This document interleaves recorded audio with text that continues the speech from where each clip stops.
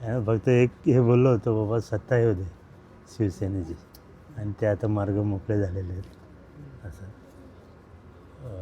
बाप्पा नेहमी पाठीशी असतो, त्या हिशोबाने मला खात्री होती की शिवसेना पक्षाची सत्ता येणार आणि ते चांगलं होईल, सर काय प्रॉब्लेम नाही.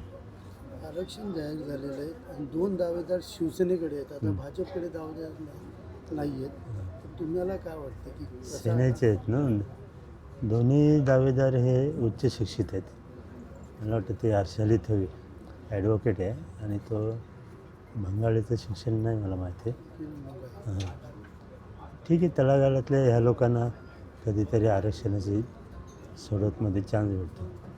ते सर्व राजकारणी बडेधोंडेच चालवतात ना, तू महापौर मी महापौर, आपण बघितलेलेच आधी बरीचशी भांडणं झालेली आहेत, बरेचसे हे झाले.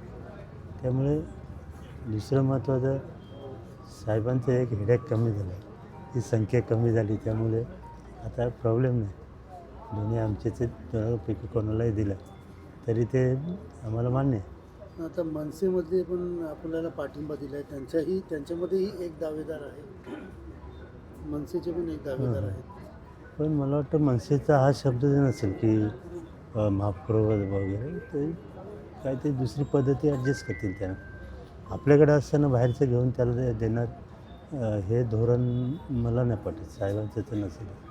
आता महायुतीचाच महापौर बसणार हा दावा केला जात होता. आता पुन्हा शिवसेनेकडे. मग आता पुढचं गणित कसं? कुठल्या आता पुढचं गणित कसं? कारण महायुतीचा महापौर बसणार हा दावा होता. भाजपकडे आता उमेदवार नाही. म्हणजे आता तुमचा जो उमेदवार आहे दोघांच्या विचारानेच बसेल. हो, साहेब ठरवतील दोघांपैकी. दोघं पण उजवे आहेत, म्हणजे कोणी कमतर नाही आहे त्याच्यामध्ये. त्यामुळे निर्णय घेतील साहेब बरोबर, काय त्याच्यामध्ये हे नाही होणार.